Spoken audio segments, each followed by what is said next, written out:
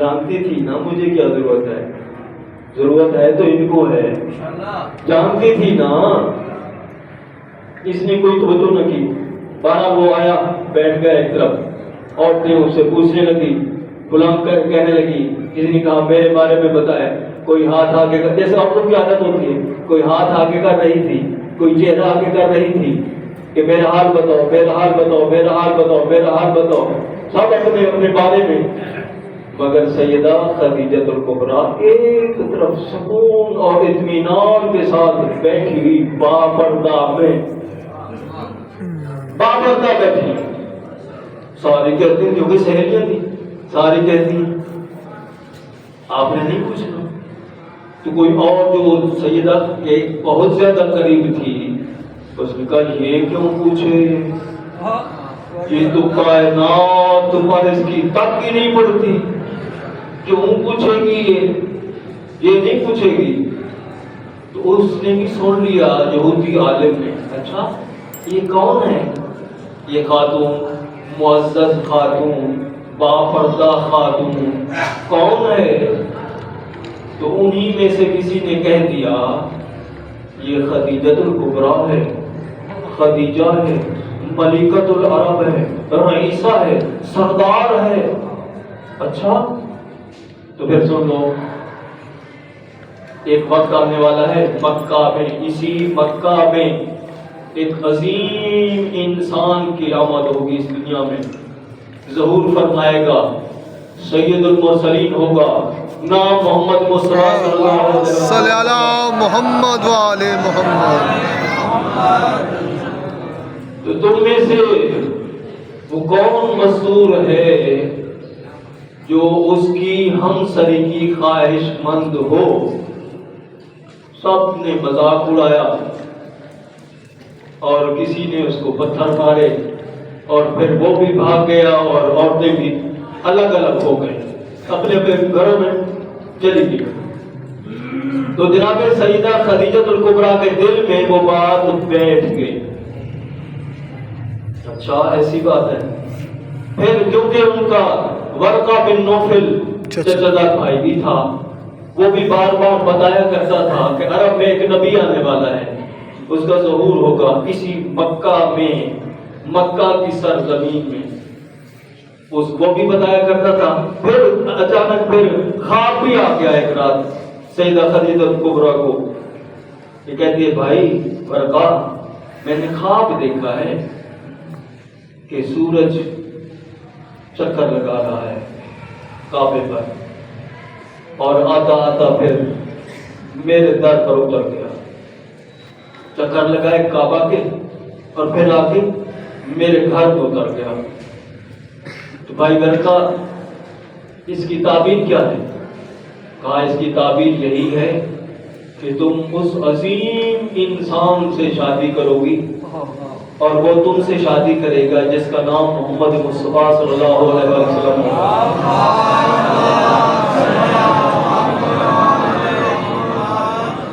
اور اس کی شہرت عالمگیر ہوگی، کائنات میں اس کی شہرت ہوگی۔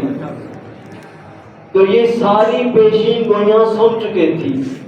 کیسے کمینے لوگ ہیں، بکواس کرتے ہیں کہ دو شادیاں لکھتے ہیں، کیسے جاہل لوگ ہیں، کمینے لوگ، جو اتنی پیشین گوئیاں ظاہراً بھی سن چکی ہو اور خواب میں بھی دیکھ چکی ہو، وہ کیسے شادی کرتی ہے؟ اور وہ بکواس کرتے ہیں، بادشاہوں کے رشتے ٹھکرا دیے، بادشاہوں کے رشتے ٹھکرا دیے، اور خود کہتے ہیں طاہرہ بھی تھی۔ طاہرہ کا معنی پاک و پاکیزہ خاتون، اس دور کی پاک و پاکیزہ خاتون جس دور میں لڑکیوں کو قتل کر دیا جاتا تھا، زندہ درگور کر دیا جاتا تھا، اس دور کی طاہرہ یہ سیدہ خدیجہ الکبریٰ۔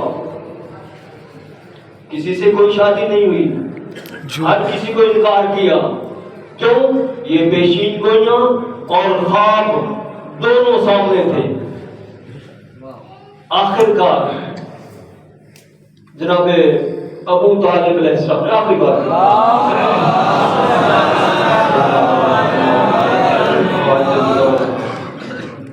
ایک دن بیٹھے، دیکھا کہ چچا جیسے لوگوں نے روایت بیان کی، میں بہو متن پیش کر رہا ہوں روایت کا، عربی کتب میں بہت زیادہ۔ تو دیکھا کہ چچا جان پریشان کیوں ہیں؟ کہا بیٹا میں بوڑھا ہو گیا ہوں، تجارت کے لیے زیادہ سفر کر نہیں سکتا، اور حالت بھی اب کمزور ہو رہی ہے۔ جو مورخین نے لکھا ہے میں وہی بات کر رہا ہوں۔ پھر کیا کیا جائے؟ کہا بیٹا آپ کی کیا رائے ہے؟ چچا جان جیسے آپ فرمائیں۔ کہا سنا ہے کہ مکہ میں، اسی مکہ میں ایک عظیم خاتون ہے، رئیسہ ہے، ہمارے خاندان کی ہے، خدیجہ اس کا نام ہے، کیا ہم شراکت کی بنیاد پر، شراکت سمجھتے ہیں نا، جیسے کہ بینکنگ کی زبان میں، کیونکہ میں نے بینکنگ کیا ہوا ہے، PLS کہا جاتا ہے، profit and loss sharing account, تو کہا کہ ہم شراکت کی بنیاد پر اس کے ساتھ سفر کریں، کاروبار کریں تو کیسا رہے گا؟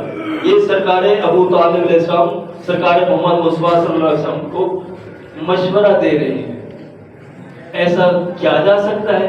کیا آپ اس پر ایگری ہیں، راضی ہیں؟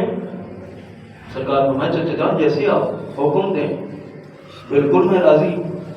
تو لکھا ہے جیسے شیعہ کتب میں لکھا ہے، میں وہ بات کرنے لگا ہوں کہ سارے چچا، 3-4 تقریباً، جناب حمزہ، جناب عباس، جناب ابو طالب، یہ ہستیاں اکٹھے ہو کے گئے جناب خدیجہ کے پاس کہ ایسے ایسے معاملہ ہے، کیا آپ چاہتی ہیں کہ ہمارے بھتیجے کو اپنے کاروبار میں شراکت کی بنیاد پر سفر کے لیے بھیج دیں؟ تو کیوں نہیں، میں نے سن رکھا ہے وہ صادق ہے، امین ہے، کیوں نہیں، مجھے تو بندہ یہی چاہیے۔ اچھا آپ ان کو بلا نہیں لیتے؟ تو جناب عباس بن عبد المطلب تشریف لے گئے اور سرکار رسول خدا کو ساتھ لے کے آ گئے، تھوڑی دیر ہی نہیں لگی، پردے میں بیٹھی ہیں، پردہ دار کی ماں ہے نا، ابھی نکاح نہیں ہوا۔ دیکھو نا درس ہے نا کائنات کے لیے، کائنات کی خواتین کے لیے۔ آج جو ہر کوئی ایسے فون پر وہاں کے پیچھے باتیں کرتی رہتی ہوتی ہے، غلط پیغام دے رہی ہیں، پردے میں بیٹھی ہیں، ابھی کوئی بات نہیں کرنی، پردے میں بیٹھ کے بات کرنی ہے، پردے میں بیٹھ کے بات کر رہی ہیں۔ اے میرے چچا زاد، کیا آپ اس پر راضی ہیں کہ میرے کاروبار کے لیے شراکت کی بنیاد پر آپ شام جائیں؟ کیا آپ تیار ہیں، راضی ہیں؟ تو میں ہاں بالکل میں راضی ہوں۔